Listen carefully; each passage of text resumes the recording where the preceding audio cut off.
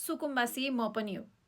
बाको नाममा, ससुरा बाको नाममा, आमाको नाममा, सासुआमाको नाममा नेपालभरि जहाँसुकै जग्गा होला, मेरो नाममा त छैन। हेर्नुहोस्, मेरो नाममा नभएपछि त म पनि सुकुम्बासी। त्यसमाथि काठमाडौँमा त छँदै छैन पक्का। काठमाडौँको सुकुम्बासी म पनि हो। अब मैले कसलाई भोट हाल्नुपर्छ यो जग्गा पाउनको लागि?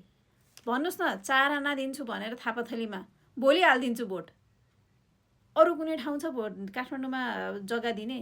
अतिक्रमण गर्न पाइन्छ, 30औं वर्ष बसेर आफ्नो बनाउन पाइन्छ भने म पनि बस्दिन्छु। त्यस्तो पनि सरकार चलाउने, त्यसरी पनि राजनीति गर्ने संस्कारमा बसिरहेका थियौँ हामी। अहिले नेपाल सरकारले गरेको जुन विस्थापनको प्रक्रिया छ नि, त्यसमा जम्मा 34 परिवार नेपाल सरकारको सम्पर्कमा आएका छन् जो मापदण्डभित्र सुकुम्बासी हुन्।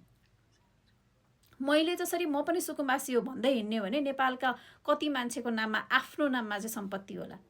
भोग चलन परिवार फरक सन्दर्भ भयो, तर आफ्नै नाममा भनेर खोज्दै हिँड्ने हो भने कहीँ पनि नभएका व्यक्ति हामी धेरै छौँ। 100औँको उठीबास लाग्यो भनेर रुँदै कराउँदै गर्दाखेरि केही न केही इलम गरेका होलान्, केही न केही काम गरेका होलान्। काठमाडौँमा बसेर कुनै न कुनै ठाउँमा सस्तोमा भए सस्तोमा आफ्नो क्षमताअनुसार, महँगोमा भए महँगोमा भाडा तिरेर बस्न सक्ने अवस्थामा रहेछन्।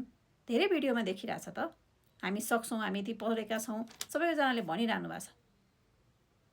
त्यो अवस्थाको पो सृजना गर्ने हो। बरु विस्थापितहरू हुनुहुन्छ भने उहाँलाई सहज रूपमा घर दिनुहोस्, भाडामा जग्गा छ भने जग्गा दिनुहोस्, टहरा छ भने टहरा दिनुहोस्, ताकि तत्काललाई उहाँहरूलाई बस्नलाई सहज होस्। तर नेपाल सरकारले सबैको जिम्मेवारी लिन सक्दैन। असली रूपमा जो सुकुम्बासी हुन् उनीहरूलाई राज्यले अभिभावकत्व लिनै पर्छ र सहजीकरण गर्नै पर्छ। तर नेपाल सरकारले भनेको ठाउँमा गएर बस्दिनु पर्यो। जहाँ चोक छ त्यहीँ गएर बस्छु, सबैभन्दा ठाउँ सहज छ जहाँ बस्न चाहन्छु त्यहाँ भनेर चाहिँ चोइस चाहिँ हुँदैन।